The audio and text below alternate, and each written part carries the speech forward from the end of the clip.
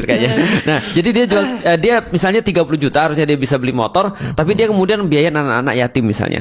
Atau dia biayain orang-orang yang misalnya benar-benar perlu untuk dibantu misalnya. Nah, berarti itu egonya dia kemudian kalahkan dengan sacrifice. Cuman betul kata lu juga. Aku ngerti maksudnya ketika dia nyumbang kepada anak-anak, dia dapat kebahagiaannya.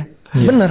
Jadi efeknya mungkin dia nggak mau mengakuinya. Betul. Tapi di dalam hati, oh, gue ngelakuin ini tahu biar gue dapat pahala, biar gue bisa masuk surga. Gitu. Betul. Berarti nggak ada pahala dan surga juga dong. Betul. Berarti jadi tidak tulus juga dong. Nah, kayak gitu itu kan? benar. Oke. Jadi Iya. konsep, jadi dari dulu tuh gue permasalahin untuk orang yang bilang sebenarnya ada orang-orang baik di dunia. Ada baik kalau dinilai berdasarkan aksi dan manfaat. Iya. Tapi at its core namanya, selama kita masih manusia, selama ada biologisnya, Iya. selama kita ada otak, hormon dan lain-lain, Iya. we always think about ourselves gitu loh. Iya. Dan itu salah nggak kalau dilihat Aku sebagai sepakat. Islam? Jadi ini bagus nih. Awalnya kan kalau misalkan bahasan kita di awal kan kayak misalkan ada orang tuh yang memang ketika dia baik dan dibilangnya karena Allah, orang jahat dia nggak peduli karena berbuat baiknya bukan supaya dia suka tapi biar Allah suka. Iya. Terus berarti kalau kayak gitu masih ngarep Allah juga dong. Berarti kan nggak tulus juga. Maka kenapa kita tetap masih harus kayak gitu? Setidaknya meskipun ya tingkatan ikhlas juga ada 3 sih yang kalau tahu dalam Islam. Yang pertama, ngelakuin kebaikan karena pengen surga dan takut neraka itu sudah termasuk ikhlas walaupun tingkat paling rendah. Oh, itu di Islam termasuk ikhlas. Termasuk ikhlas.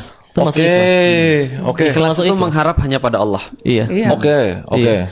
Yang Nah, kedua- walaupun nanti ada tingkatan lain ya, ketika akhirnya dia sudah merasakan nikmat dalam ibadahnya, atau yang paling tinggi sebagai para nabi. Engkau ridho aja ya Allah. Makanya kalau di beberapa kitab sufi kayak misal Al-Hikam ya, itu ada seorang yang ditanya, kamu milih masuk surga detik ini juga, surganya para nabi, surga Firdaus, atau kamu sholat 2 rakaat? Dia pilih sholat 2 rakaat. Karena di saat sholat itu ada aku dengan Allah. Masalah surga itu urusan Allah dan Allah tahu aku itu sebaik apa. Sehingga akhirnya dia lebih memilih Allahnya daripada bahkan ganjarannya itu apa, dia udah bahkan nggak peduli.